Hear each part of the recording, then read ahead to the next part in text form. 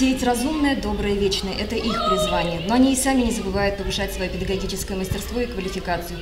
По традиции, под занавес уходящего года проводится муниципальный этап этого всероссийского конкурса профессионального мастерства с целью выявления, поддержки и поощрения передовых педагогов, распространения их опыта и повышения престижа профессии. На первом этапе 15 участников, в числе которых 6 молодых специалистов, показали свое умение работать с профессиональной документацией и литературой, обобщать полученный опыт, представив на суд жюри свои конкурсные материалы.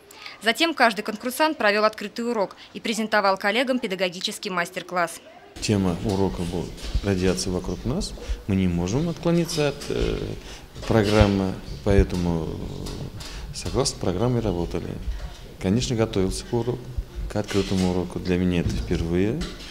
Волновался очень, но помогли моя группа поддержки во главе со Светланой Ахатовной. Молодцы, конечно, они всегда меня поддерживали. Педагоги работали с воспитанниками лицея номер 9, который гостеприимно распахнул свои двери для проведения конкурса.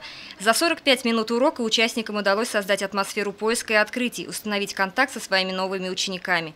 Все это, а также владение альтернативными методиками и современными технологиями, учитывало жюри конкурса профессионального мастерства. Наверное, необходимо отметить, что из года в год прослеживается качественные изменения методики преподавания учебных дисциплин, а также использование активных методов обучения, инновационных технологий, в целом профессиональный рост педагогов нашего города.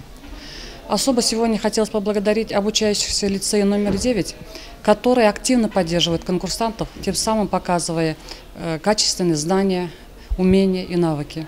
Каждый год состязание выявляет талантливых педагогов и способствует профессиональному росту его участников. Но это не только смотр личных достижений, это еще и показатель огромной творческой работы, которая проходит в каждом общеобразовательном учреждении. Ирина Оренбургина, Алик Кадыров, Любовь Карпова, телекомпания СТВ.